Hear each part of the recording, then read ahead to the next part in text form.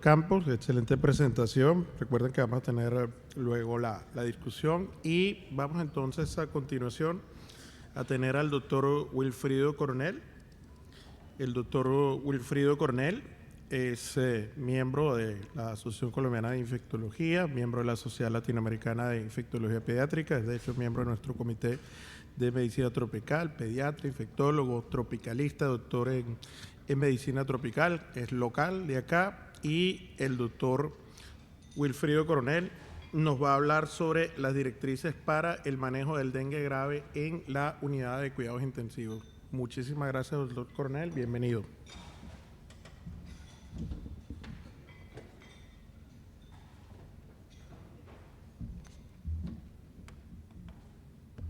Muy buenos días.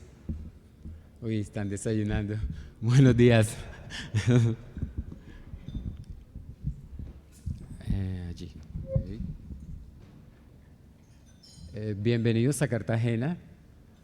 De verdad para mí es un placer presentar estas directrices en el manejo del dengue grave en UCI.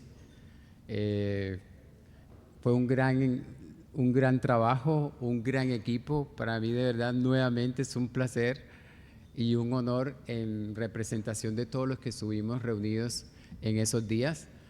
No solamente empezó en noviembre del año pasado en Panamá, sino fue en el Global Health también en Miami, que estuvimos reunidos casi todos los días revisando esta parte del manejo de dengue en UCI. Es una de las estrategias, además de todas las que hemos hablado aquí, para el control del dengue en el mundo, ¿no? Entonces, empiezo con eso. Esas son las nuevas directrices. Ustedes son privilegiados en conocer lo primero que va a salir. Como ustedes pueden ver, y lo dijo Diego, tuvo una estricta rigurosidad con respecto a cómo se manejaron las preguntas. Es que no sé por qué se va para acá. Lo quiero poner un poco más alto. Eso.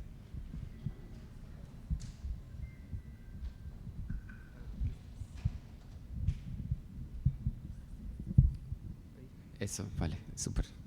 Gracias.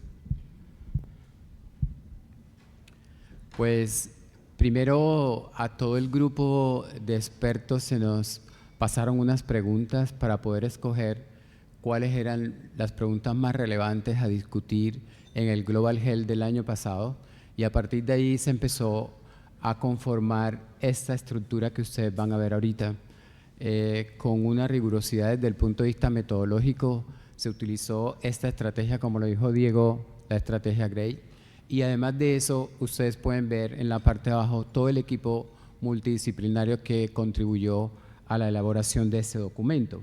Pero yo lo ejemplifico así, de esta manera.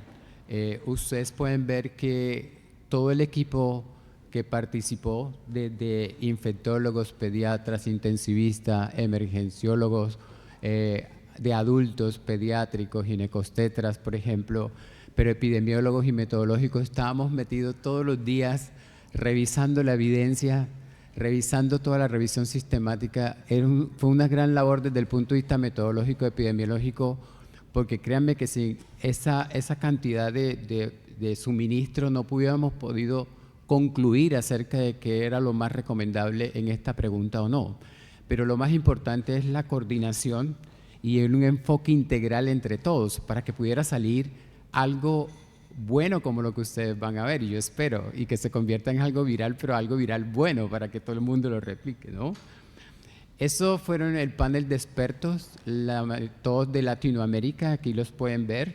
De verdad para mí es un honor presentarles porque cualquiera de ellos puede estar aquí. No soy intensivista, soy infectólogo, pediatra, pero fue un grupo de toda Latinoamérica, incluyendo también Estados Unidos, y ahí lo pueden encontrar ustedes.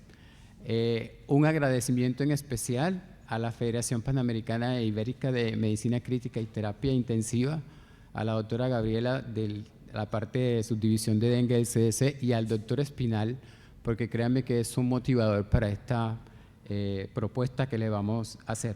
La mejor manera que encontré para poderle mostrar todo lo que hicimos es a partir de un caso que lastimosamente para nosotros, pero es la mejor manera que lo encuentro para que ustedes entiendan qué fue lo que hicimos durante todos esos días. Esa es una paciente de 15 años de Cartagena, embarazada con 22.2 semanas de embarazo, sin antecedentes personales de importancia, y en ese momento tenía 4 controles prenatales. Por eso consultó. Y miren el motivo de consulta: 3 días de evolución de fiebre, tos no productiva, cefalea, petequias, dolor abdominal, dolor en todos los miembros inferiores, artromialgia y una temperatura de 39. Y esos fueron los exámenes al ingreso de la paciente. Leucopénica, como ustedes ven allí, plaquetopénica no hemoconcentrada, con ligero aumento de las aminotransferasas, y el resto normal. Entonces, lo primero que uno hace es, si esto es una sospecha de dengue o no, dentro de nuestro trópico, ¿no? Integrar o abordar un paciente con síndrome febril en el trópico. Entonces, lo primero que uno hace es esto, y recurriendo a todo lo que hemos aprendido para ver si es un caso sospechoso o no, ustedes pueden ver que esta paciente cumplía con una definición de caso sospechoso.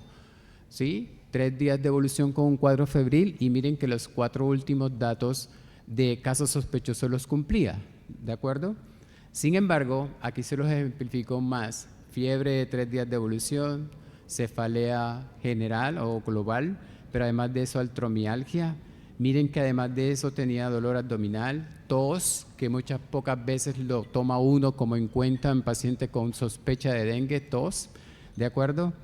Y petequias, pero además de eso, leucopénica, plaquetopénica y ligero aumento de aminotransferasas.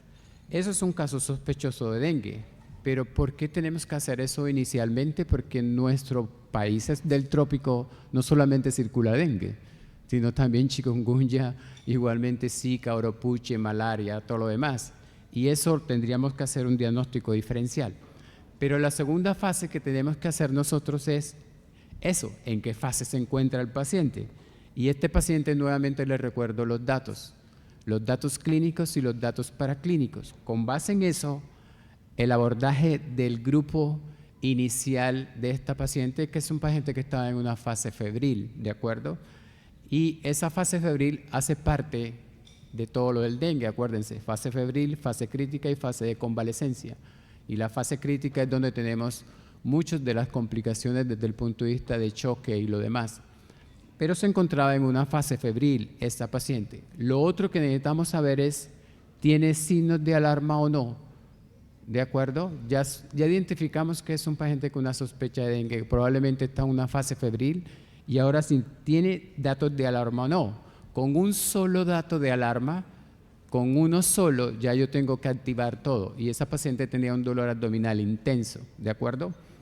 Sin embargo, ustedes pueden ver que dentro de nuestra clasificación de las guías, allá está la actual, la del lado izquierdo, ¿de acuerdo? Mire los datos de signos de alarma que cumplía. Después que yo defino si tiene signos de alarma o no, entonces acuérdense que esta es una paciente especial, es una paciente de alto riesgo, que es un embarazo. Además de eso, uno tiene que categorizar los grupos. Es una paciente embarazada, ¿de acuerdo? Es un grupo diferente, y por lo tanto, si tiene signos de alarma, tendría que empezar un manejo de líquidos adecuado. Y aquí es donde les presento la paciente el segundo día de ingreso. Miren, ausencia de fiebre, es decir, entró en fase crítica, alteración del sensorio, hematemesis, ausencia de fetocardia, le hacen un POCUS y miren, extravasación severa de líquido, la paciente entra en dificultad respiratoria y la tienen que ventilar. Entonces, estos datos, siempre que yo tengo un paciente al frente, tengo que mirar esos datos de signos de alarma o de progresión a dengue grave, y ahí los tienen. Todos los cumplía, y además de eso, progresión desde tu punto de vista paraclínico, mayor compromiso desde el punto de vista leucopénico, plaquetopénico, y miren que está entrando en una acidosis. A pesar de que el lactato, miren el lactato a cuánto se fue, ¿de acuerdo? Entonces, la otra parte es definir si yo tengo sin signos de alarma o dengue grave. Esta paciente prácticamente es un dengue grave, Definición de dengue grave por las clínicas y por las guías, ahí los tienen. Entró en choque, o sea, un dengue grave por choque, dengue grave también por sangrado, hematemesis profusa, y dengue grave por compromiso de órgano, alteración del estado de conciencia. Entonces miren que cumplía con los tres, tenía los tres definiciones de dengue grave en el mismo momento. Entonces, esta paciente lo que hicieron fue, la politrasfundieron e iniciaron vasoactivos. Y si ustedes pueden ver, esa es la guía que seguíamos, en donde yo categorizo a la paciente como dengue grave, ¿de acuerdo? E empiezo inmediatamente su manejo. Y miren la guía lo que nos decía. La guía nos decía, defina si su paciente tiene comorbilidades, una paciente embarazada o es un paciente, por ejemplo, de edad mayor. Si es así, tiene que individualizar y monitorizar adecuadamente a este paciente. Si no, empieza la reanimación con bolos de líquido. Si en el primer bolo no mejora, pasa al segundo, al tercero, y si no mejora al tercero, vasoactivos. Ya en esta guía estamos diciendo que en el primer bolo, si no tiene estas condiciones, ya yo tengo que pensar en el vasoactivo, ¿de acuerdo? Pero además de eso, miren todo lo que teníamos que hacer para seguir monitorizando al paciente. Entonces, eso fue lo que hicimos durante todo este tiempo. Lo primero que revisamos es si todavía los líquidos o la reanimación era con cristaloides o coloides. Y todo lo que revisamos estaba a favor de que es iniciar la reanimación con cristaloides y sobre todo cristaloides balanceados. ¿De acuerdo? Entre esos balanceados, lactato de Ringer es uno de ellos. Y ahora, en los pacientes con condiciones, comorbilidades o adulto mayor o embarazadas, hacer la misma cantidad de infusión o hacer más restrictivo la reanimación. La recomendación es ser más restrictivo en la reanimación. Si ustedes revisan la guía ahorita, van a ver que no es que sea mejor que empezar una reanimación normal, sino que todo lo que concluimos es que es mucho mejor empezar en este grupo de pacientes una reanimación restrictiva y evitar esa acumulación de líquido o la sobrecarga de líquido, que es una de las condiciones que muchas veces lleva a la muerte al paciente. Y ustedes lo vieron en esta paciente en el POCUS, ¿de acuerdo? Eso fue una de ellas. Ahora lo otro que discutimos es si a pesar de yo tener una reanimación con cristaloides adecuado, el uso de albúmina. Eso fue una discusión ahí que duramos, unos a favor, otros en contra. Eso fue realmente una discusión muy académica adecuada. Pero la conclusión fue que si se va a adicionar albúmina al uso de cristaloides, debe ser con un monitoreo estricto y individualizado. Porque muchos de los intensivistas estaban a favor de eso, pero con un monitoreo estricto e individualizado. No que sea una regla de que si pase de cristaloide a hacer albúmina, no, tiene que ser monitoreo estricto e individualizado.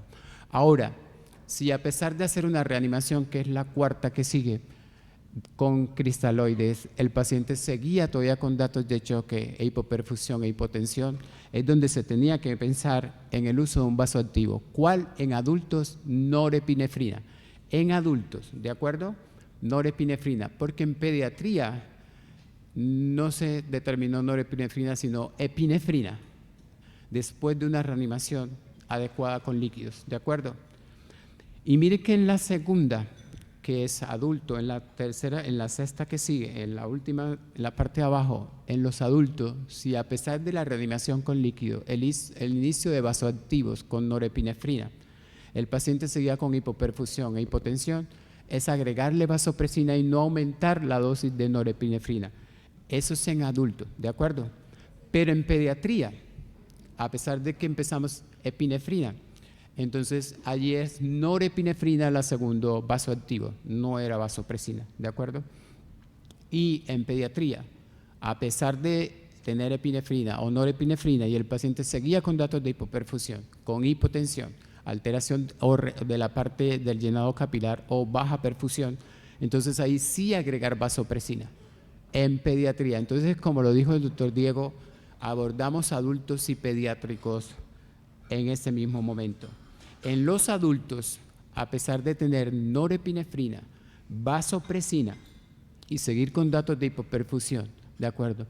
La parte periférica alterada todavía, no buen llenado desde el punto de vista capilar, pero con un volumen estable, era agregar a la norepinefrina y vasopresina epinefrina, ¿sí?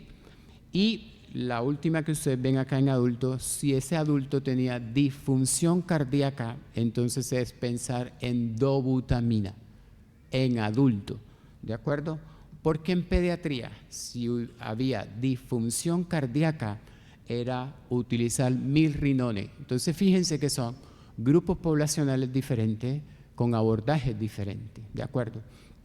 Ahora, si el paciente estaba plaquetopénico, a pesar de no tener ningún tipo de sangrado, a pesar de tener menos de 10.000 plaquetas, no había indicación de hacer transfusión de plaquetas. Acuérdense que muchas veces en la parte intensiva, a pesar de que el paciente tenía menos de 10.000 plaquetas, si íbamos a colocar o poner un acceso vascular, se decía, pásale plaquetas para poner el acceso vascular. Se revisó detenidamente en la literatura comparando transfusión de plaquetas y hacer ese absceso vascular con ecografía, y es mucho mejor hacerlo con ecografía que transfundir plaquetas. Entonces, nuevamente, a pesar de que el paciente tenga menos de 10.000 plaquetas, pero no haya sangrado, ¿sí? No tiene indicación de transfusión de plaquetas, ¿de acuerdo? Y como lo decía Diego, también se discutió los pacientes con sangrado y que de pronto también fueran llevados o sometidos a alguna cirugía. Ojo, me devuelvo a la anterior. Los pacientes que de pronto fueran llevados o sometidos a cirugía, por ejemplo, una embarazada a cesárea, entonces con plaquetopenia, aún sin sangrado, ahí sí considerar la transfusión de plaqueta, así como otro tipo de cirugía, como lo van a ver en la guía. Se consideró también el uso de ácido tranexámico en aquellos pacientes con trastorno de la coagulación. Pero yo creo que lo más importante es esas últimas recomendaciones, porque acuérdense que anteriormente lo que nos basábamos era en muchas medidas estáticas y que no cambiaban muy frecuente, como era determinar la reanimación con base al hematocrito o a la hemoglobina. Entonces lo que se revisó muy detenidamente fueron todas las medidas dinámicas de poder controlar el uso de líquidos y de todo lo que yo le estaba colocando al paciente. Gasto cardíaco, llenado capilar, ¿de acuerdo? Igualmente, todas las medidas, por ejemplo, elevación de las piernas, mi gasto urinario, ¿sí? Para poder determinar y medir realmente lo que yo estaba pasando de líquido con respecto al resultado. Y no solamente con base en medidas estáticas o clínicas como el hematocrito o la hemoglobina. Ese fue nuestro cambio real en esa guía. Y lo otro es la medición del lactato. La medición del lactato horaria durante la reanimación hasta que usted vea un descenso en el lactato. Por hora la medición del lactato en este paciente con reanimación. Y lo otro, utilizar medidas mucho más dinámicas para poder ver ese llenado capilar o mirar tanto esa parte del gasto cardíaco, como es el llenado capilar, y discutimos mucho por la parte del llenado capilar, y si ustedes revisan toda la evidencia que está en la guía, con el llenado capilar a veces hasta se disminuyen ciertas complicaciones en los pacientes, y el llenado capilar con protocolo Andrómeda. Entonces eso es otra cosa que se va a venir, ¿de acuerdo? Es muy fácil hacer llenado capilar con protocolo Andrómeda. Y lo otro es la utilización de POCUS, la ultrasonografía en el punto de atención del paciente. Totalmente demostrado que es una estrategia que está por encima de otras y que además de eso tiene que ser en conjunto con toda la parte hemodinámica. Se discutió mucho que utilizar un aparato y que de pronto en muchas partes no se tendría eso porque sería un costo. Y es una estrategia que no se va a ver como de pronto algo no sé si puedo hablar de eso, de algo que se pueda recobrar, pero que es un gasto que se tiene que hacer. Pero muchos ya de los hospitales en la parte de atención primaria tienen un ultrasonido y que eso realmente nos da mucha mejor evidencia de cómo está el gasto cardíaco y de cómo tengo que hacer la reanimación. Y finalmente lo que hicimos fueron declaraciones de buenas prácticas clínicas, uno es hacer una medición dinámica desde que el paciente ingresa a la UCI durante toda su estancia en la UCI. Es una evaluación dinámica de lo que dijimos: llenado capilar, gasto urinario, gasto cardíaco, utilizar POCUS, el lactato, todo para poder tomar las decisiones en ese paciente, ¿de acuerdo? Lo otro es menos accesos invasivos, o sea, ir hacia menos accesos invasivos, ¿de acuerdo? En un paciente como esto. Pero si se necesita el acceso invasivo es a través de ultrasonografía, ecográficamente. Y lo otro, siempre tener todas las medidas allí y no, por ejemplo, un paciente que empieza a sangrar o que lo tengo que llevar a cirugía, entonces no tengo la sangre, no tengo todos los requerimientos. Es hacer esas medidas y tenerlas en un momento preciso. Y la última es un manejo interdisciplinario. El dengue tiene que ser manejado interdisciplinariamente, no solamente el pediatra o el médico especializado en el manejo de dengue, sino igualmente el infectólogo, el hematólogo y todos los que están para aportar en ese momento hacia el manejo del paciente con dengue. Y para finalizar, les comento cómo terminó esta paciente. Esta paciente, miren que pasó de estar leucopénica a estar con una leucocitosis en 50.000. Cuando ustedes tengan un paciente con dengue grave con 50.000, está en un choque cardiogénico y está en las últimas, ¿de acuerdo? Ahí no lo va a sacar nadie. Entonces, miren cómo se alteró, igualmente sigue con plaquetopenia, miren la acidosis metabólica que tiene, miren el lactato a dónde se fue. Entonces, 60 minutos después de eso, reanimación cardiopulmonar y la paciente falleció, a pesar de todo eso. En la autopsia se le hicieron todas las determinaciones de autopsia. Encontramos muchas crisis vasoclusivas como semejando enfermedad falciforme, y eso está descrito en el dengue también, en la parte ya final. Y hicimos todas las pruebas: chikungunya negativo, Zika negativo, y miren, desde el punto de vista de biología molecular, dengue, y fue un dengue serotipo 3. Con esto termino, Diego, entonces esperamos las preguntas.